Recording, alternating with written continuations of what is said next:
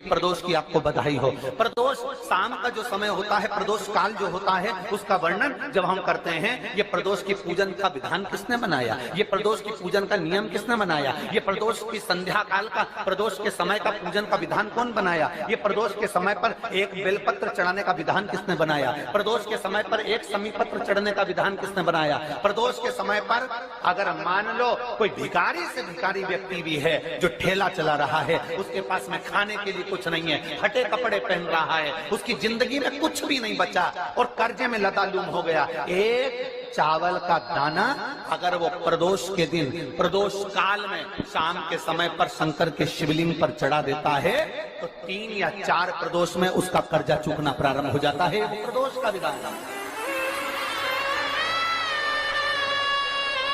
इतना ये प्रदोष का वर्णन करा किसने, इतना प्रदोष की महत्वता बताई किसने, कौन करे इतना वर्णन। अगर प्रदोष की महत्वता बताने वाला कोई है, इसीलिए मेरे शंकर भगवान माता सती को लेकर कुंभज ऋषि के यहाँ, अगस्त ऋषि के यहाँ कथा सुनने के लिए गए थे, क्योंकि उनके बराबर कोई शंकर के महत्व को बता नहीं सकता और प्रदोष के महत्व को नहीं बता सकता। सती मैया को प्रदोष का महत्व बताने के लिए शंकर सती जी को लेकर कुंभज बाबा के यहाँ गए थे, अगस्त ऋषि के, कि प्रदोष के महत्व को तो जानो सती तुम प्रदोष के महत्व को तो सती जानो, तुम प्रदोष के महत्व को तो सती पहचानो कि प्रदोष का महत्व क्या होता है, प्रदोष काल का महत्व क्या होता है, प्रदोष के समय का महत्व क्या होता है। जिस समय पर सूरज डूब रहा हो, चंद्र प्रकाशित हो रहा हो, दोनों का मेल हो रहा हो, ना तो पूरा सूरज डूबा है, न पूरा चंद्र आया है, न पूरा अंधेरा है, न पूरा उजाला है, उस समय को प्रदोष काल कहा गया, उस समय को प्रदोष का समय कहा, प्रदोष काल कहा। अब कई लोग हमसे कहते हैं गुरुजी आप हमको प्रदोष का समय बताया करो कि प्रदोष काल किसको कहते हैं, प्रदोष का समय किसको कहते हैं। अब एक बात हम आप सबसे कहना चाहते हैं, जितने लोग आस्था चैनल पर सुन रहे हैं, जितने फेसबुक यूट्यूब पर सुन रहे हैं और जितने रेवाड़ी की इस पवित्र धरा पर कथा को सुन रहे हैं, आप सबसे एक बात कहना चाहिए, अगर हम समय देखकर बताएं आपको कि शाम को 6 बजे, 6:30 बजे, 6:30 पे लेकर 7:30 के बीच में ये समय है, या 5:30 से लेकर 6:30 तक का ये समय है, या हम तुमको बोल दें कि इतनी बजे ये समय प्रदोष काल का रहेगा या इतनी बजे ये समय रहेगा, तो देखिए कभी कभी ठंड का समय आता है तो दिन जल्दी ढल जाता है, कभी कभी गर्मी का समय रहता है तो दिन बहुत लेट ढलता है। इसलिए समय की गणना से मत चलो, आप तो ये अंदाजा लगाकर रखो कि दिन ढल रहा हो, अंधेरा होना शुरू हो रहा हो, सूरज डूब रहा हो, चंद्र प्रकाशित हो रहा हो, अंधेरा अपना काम कर रहा है, सूरज ढलता जा रहा है, दिन कम होते चले जा रहा है और अंधेरा थोड़ा बढ़ते चले जा रहा है। इन दोनों का जो मिलन का समय हो, अब वो कितनी भी बजे, आप तो बस उसके मिलन का समय निकाल लो, वही समय प्रदोष काल कहलाता है, वही समय प्रदोष काल। सुनना हमारे सोमवार की प्रदोष पड़ती है तो शंकर भगवान कैलाश पर निवास करते हैं, मंगलवार की प्रदोष पड़ती है तो शिव काशी में निवास करते हैं, बुधवार की प्रदोष पड़ती है तो शिव रजत भवन में निवास करते हैं, गुरुवार की प्रदोष पड़ती है तो शिव गंगा के स्थल पर निवास करते हैं, शुक्रवार की अगर प्रदोष पड़ती है तो शिव नीलकंठ पर विराजमान होते हैं, शनिवार की अगर प्रदोष पड़ती है तो शिव शमी के वृक्ष के नीचे रहते हैं, और रविवार की जब प्रदोष पड़ती है तो शिव बेलपत्र के पेड़ के नीचे निवास करते हैं। महाराज ये एकादशी शंकर से कह रही है कि आपका स्थान ये नहीं कि आप कैलाश पर मिले, उस बार को उस तिथि। हमारे यहाँ कहते हैं सोमवार की जो प्रदोष पड़ती है वो इच्छा पूर्ति करती है, मंगलवार की प्रदोष रोग से मुक्ति देती है, बुधवार की प्रदोष कामना की पूर्ति करती है, गुरुवार की प्रदोष शत्रुओं का नाश करती है, शुक्रवार की प्रदोष सुख और शांति देती है, शनिवार की प्रदोष संतान का सुख देती है, और रविवार की प्रदोष जो काम दुनिया में कोई नहीं कर सकता वो अचूक फल की प्राप्ति रविवार की प्रदोष करा देती है। महाराज ऐसी प्रदोषों का नियम वर्णन किया चाहिए। भगवान कहते ठीक है तू थोड़ी देर खड़ी हो। एकादशी सम्मुख खड़ी हुई, पार्वती जी ने जिस अंगुष्ठ का जल पीने के लिए लिया था हाथ में, बस पीने ही वाली थी, शंकर भगवान ने वही हाथ में जल लेकर एकादशी के हाथ में उसको देकर कहा ले, ये मेरे द्वारा निर्मित एक व्रत है जिसे त्रयोदशी के दिन तूने मांगा है, मैं तुझे देता हूँ। आज इस व्रत का फल मैं तुझे प्रदान करता हूँ। अब तू जिस जीवात्मा को लेकर जाएगी उसका पाप प्रबल नहीं होगा। किसी स्त्री पुरुष बालक बुजुर्ग जो भी होगा जिसने प्रदोष का व्रत करा होगा वो जीवात्मा को तू किसी फल की कामना से नहीं स्वतः ही लेकर चली जाए, उसमें कोई कामना नहीं है। बन सके जीवन में 11 प्रदोष या 26 प्रदोष करने के बाद आप उसका उद्यापन कर कर विराम भी दे सकते। और जीवन में एक बार प्रदोष का व्रत मौका मिले, जिस कामना से जिस दिन का भाव आपके मन में आए कि मुझे रोग से मुक्ति पाना है तो ये प्रदोष मुझे करना है, मैं रोग मुक्ति के लिए हम जो भी आपके मन में आ रहा है, संतान प्राप्ति के लिए शनिचरी प्रदोष, आप उसका स्मरण करें। फिर लिखा शिव महापुराण में, बड़ा सुंदर लिखा विद्या जी ने, मान लो आप प्रदोष का व्रत नहीं कर सकते, आप अगर व्रत नहीं कर सकते तो प्रदोष के दिन प्रदोष काल में शाम का समय सूर्यास्त का कुछ पल कुछ घड़ी के पहले से लेकर बाद तक का प्रदोष काल के अंतर्गत आप शंकर जी के मंदिर में जाकर 1 लोटा पानी 5 बेलपत्र भी अगर समर्पित करते हैं तो संपूर्ण प्रदोष का फल आपके भाग्य में प्रबल हो जाए। शत में नमक का सेवन वर्जित होता है। कारण क्या कारण होता है? उसका एक कारण माना गया, नमक की वर्जितता। जिस समय पर एक नगर में एक ब्राह्मणी रहती थी, बहुत भाव से सुनिएगा, प्रदोष व्रत नमक को त्यागने का भाव, प्रदोष व्रत की किताब में भी मिल जाएगा आपको, आप पढ़ेंगे तो सुना होगा आपने। एक ब्राह्मणी रहती थी एक नगर में, उसका पति नहीं था, छोटा सा बालक एक साथ में रहता, छोटा सा वाला।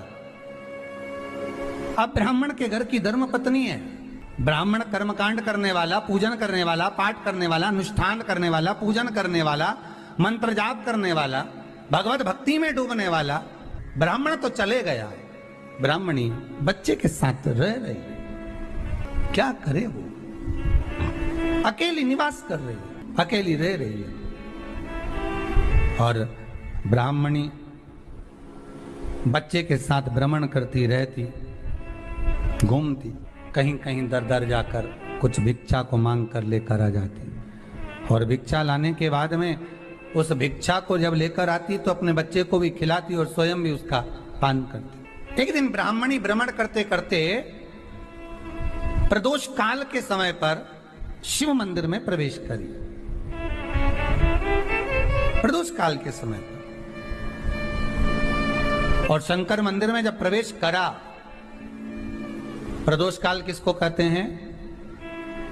सूर्य अस्त हो रहा हो, रात्रि प्रवेश कर रही हो, दोनों का जब मिलन हो रहा हो वो प्रदोष काल कहलाते। दोनों का जब मिलन हो रहा, सूर्यास्त हो रहा हो, रात्रि अपना चरण बढ़ाने के लिए आगे बढ़ रही हो और दोनों का जब मिलन हो रहा है वो प्रदोष काल है, वो प्रदोष का समय है। ब्राह्मणी मंदिर में प्रवेश कर रही है। जब ब्राह्मणी मंदिर में प्रवेश करी, मंदिर के अंदर पहुंची, प्रदोष काल का समय था, प्रदोष का समय चल रहा था।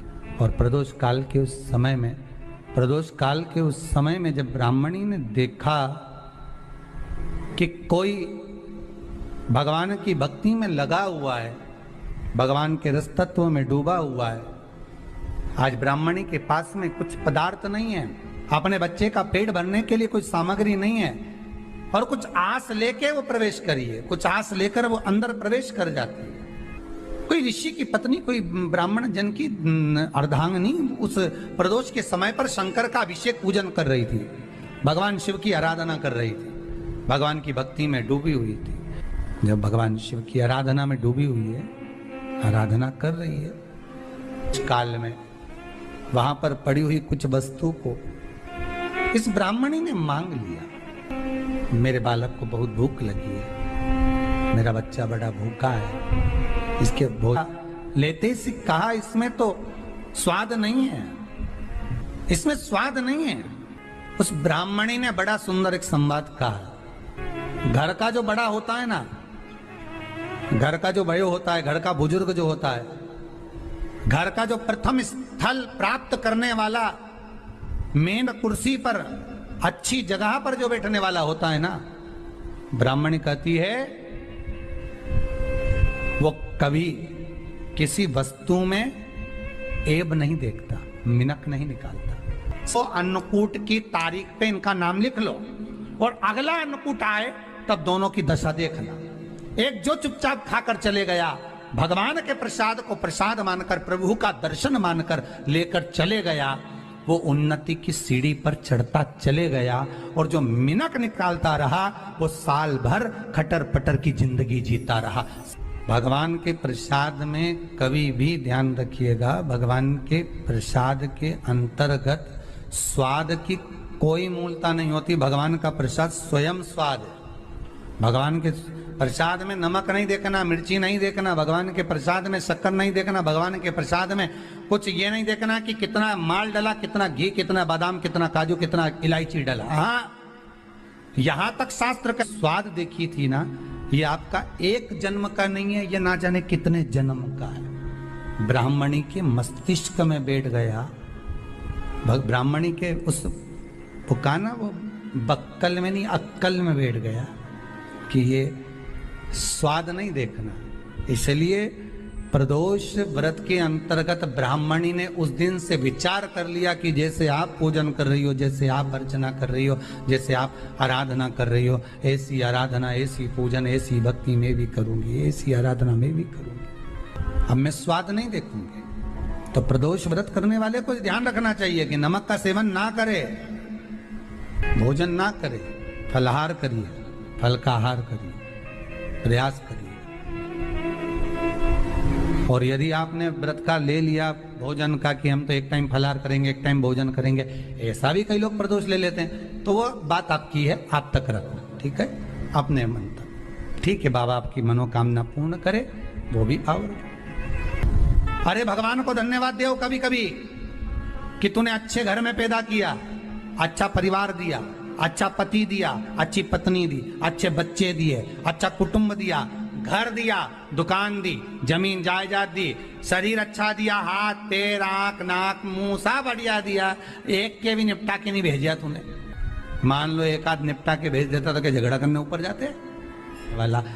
शाम के समय पर प्रदोष काल में बेलपत्री के पेड़ के नीचे, चाहे शंकर के मंदिर के दरवाजे पर या शिव मंदिर में, अगर आप प्रदोष के दिन दिया लगाते हो, सोमवार के दिन दिया लगाते हो, तो ऐसा कोई व्यक्ति नहीं जिसको मेरे देवाधिदेव महादेव, मेरा विश्वनाथ भंडार नहीं भरता हो। रखना, अगर किसी एग्जाम में बैठ रहे हो, बहुत बार बैठ चुके हो, नहीं हो रहा, तो कच्चे दूध में थोड़ी सी काली मिर्च को पीस कर डाल लीजिए। फिर काली मिर्च आ गई, ध्यान रखना। कच्चे दूध में थोड़ी सी काली मिर्ची को पीस कर डाल लीजिए। महाराज, थोड़ा सा कच्चा दूध बेलपत्री के पेड़ के नीचे समर्पित कर दीजिए, अपना नाम और गोत्र बोलकर। थोड़ा सा कच्चा दूध उसी में से शंकर भगवान को चढ़ा दीजिए। फिर एक कलश जल का साथ लेकर जाइए, जो शंकर भगवान पर जल चढ़ा कर आइए। फिर जिस एग्जाम में जा रहे हो उसमें आप चले जाइए, बाबा आपको सफलता प्रदान करेगा ही, ये पक्का है। काली मिर्च शत्रुओं का नाश करती है। आपको बल प्रदान करती है कि आप जिस परीक्षा में बैठने जा रहे हो, आप जिस जगह पर भगवान का अनुमोदन करने जा रहे हो, आप जिस जगह पर कंपटीशन एग्जाम में बैठने जा रहे हो, वहां सफलता देगी वो आपको। अगर कहीं भटक भी गए, हट भी गए, तो वो सफलता देगी। मात्र जल चढ़ाने के बाद स्पर्श मात्र कर लेने पर भी पार्वती और शिव की आराधना का पूरा फल हमें प्राप्त हो जाता है। प्रदोष काल में एक बड़ी सुंदर बात आती है। प्रदोष काल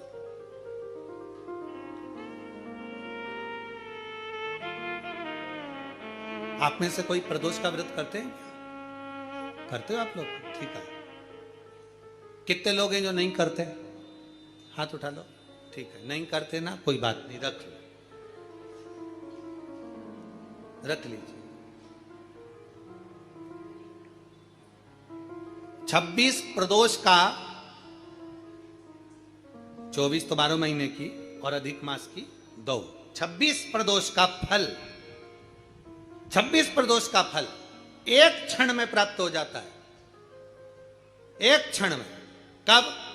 कहा जिस दिन प्रदोष का दिन हो, 26 प्रदोष में से कोई भी प्रदोष का दिन हो, और प्रदोष काल में आप अपने घर से जल और एक हाथ में घी का भरा हुआ दीप लेकर जिस दिन शंकर के मंदिर में जाते हो, शंकर को जल चढ़ाकर हाथ का स्पर्श जलाधारी पर कर कर शिव मंदिर में दीप प्रज्वलित कर देते हो, 26 प्रदोष का पुण्य फल उसी क्षण प्राप्त हो।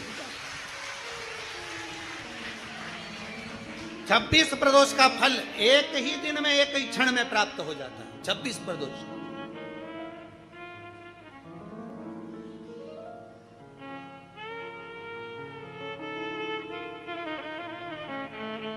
अब कई माताएं कहेंगी, गुरुजी हम तो इतने साल से प्रदोष कर रहे हैं और तुमने इन सबको एक ही में निपटा दिया, एक ही बार में पूर्ण करा दिया है।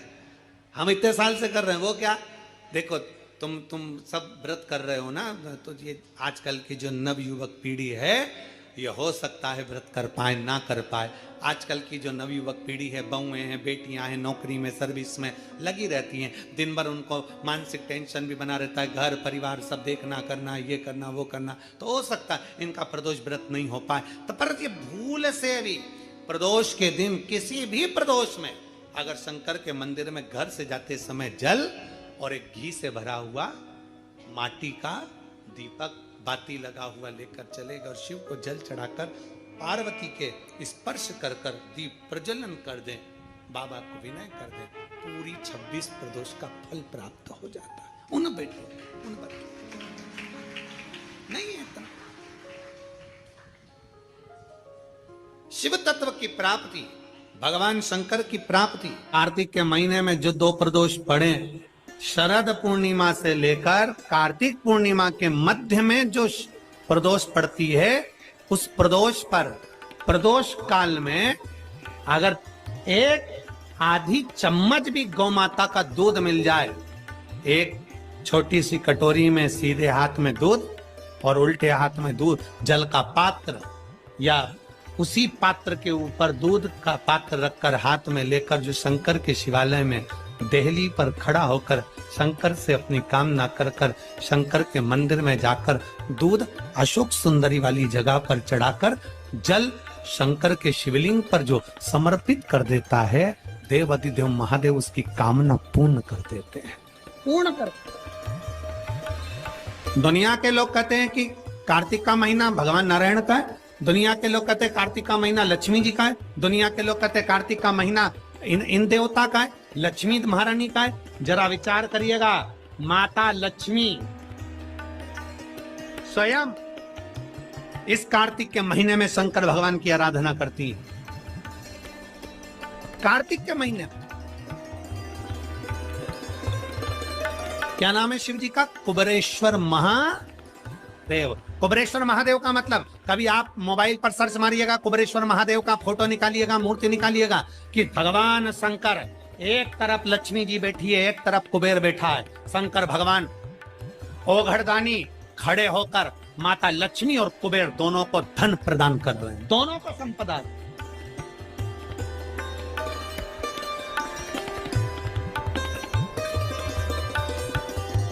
कभी कुबेरेश्वर बाबा का मूर्ति का दर्शन करिए। कुबेरेश्वर शंकर भगवान की मूर्ति खड़ी है, एक तरफ लक्ष्मी जी एक तरफ कुबेर, दोनों माता भगवान शंकर जी से लक्ष्मी ले रहे हैं। दोनों, यही कार्तिक का महीना शंकर की आराधना का महीना, शिव आराधना।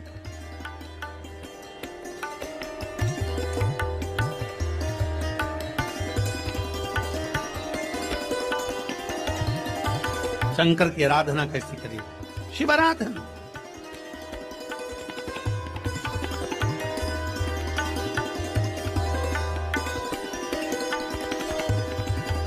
शिव की आराधना में कैसा?